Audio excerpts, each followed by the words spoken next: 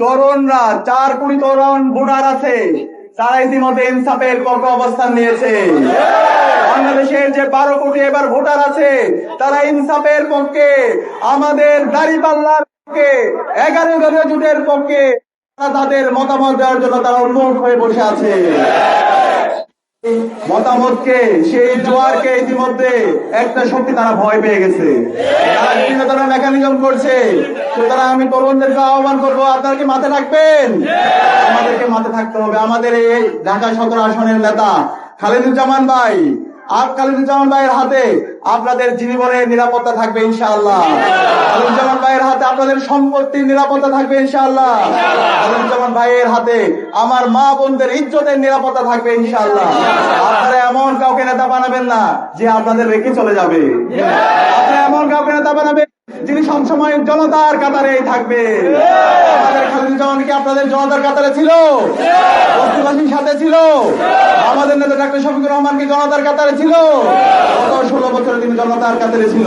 জুলাই বিপ্লব পরবর্তী 1.5 বছর জুড়ে দেখিয়েছে কিভাবে মানুষের জন্য কাজ করতে হয়, কিভাবে মানবতার জন্য কাজ করতে হয়, কিভাবে জুলাইয়ের আকাঙ্ক্ষাকে ধারণ করতে হয়, কিভাবে সংস্কারের পক্ষে অবস্থান নিতে হয়, কিভাবে তারুণ্যকে ধারণ করতে হয়। সুতরাং আপনারা কি আমাদের আগামী বাংলাদেশের প্রধানমন্ত্রী ডাক্তার শফিকুর রহমানকে, এই খালিদুজ্জামান ভাইকে ব্যাপক ব্যবধানে বিজয়ী করে আসন উপহার দিতে পারবেন ইনশাআল্লাহ? ইনশাআল্লাহ। ইতিমধ্যে ডাকসুতে যে রায় এসেছে, সর্বশেষ জনসুরে যে রায় এসেছে, আগামী 12 ফেব্রুয়ারি ব্যালট বিপ্লবের মাধ্যমে দাঁড়িপাল্লার কান্ডারি ইনসাফের প্রতিনিধি খালিদুজ্জামান ভাই ব্যাপক ব্যবধানে বিজয় হবে ইনশাআল্লাহ। একই সাথে আমরা বলতে চাই, আজকে এই গণজাগরণ থেকে, দাঁড়িপাল্লার জোয়ার থেকে, ইনসাফের জোয়ার থেকে একটা পক্ষ বিভিন্ন ভাবে ষড়যন্ত্র করছে। তারা আবার সে পেছন দিক দিয়ে ক্ষমতা আসতে চায়। আপনারা দেখতে পেয়েছেন গতকালকে নির্বাচন কমিশনার তারা একটা প্রজ্ঞাপন দিয়েছে, 400 বছরের মধ্যে কোনো মোবাইল ফোন নেওয়া যাবে না। তারা আবার সেই কারচুপি নির্বাচন করতে চায়, আবার সেই পেছন দিক দিয়ে ক্ষমতা আসতে চায়। আমরা বলতে চাই, তরুণরা বেঁচে থাকতে, জুলাইয়ের প্রজন্ম বেঁচে থাকতে আমরা তা হতে দেব না। এই অগণতান্ত্রিক সিদ্ধান্ত দ্রুত সময়ের মধ্যে প্রত্যাহার করতে হবে।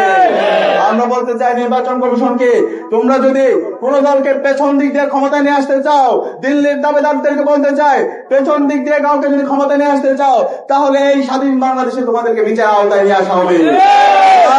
সকল দলের জন্য লেভেল প্লেইং ফিল্ড ইনশিওর করতে হবে।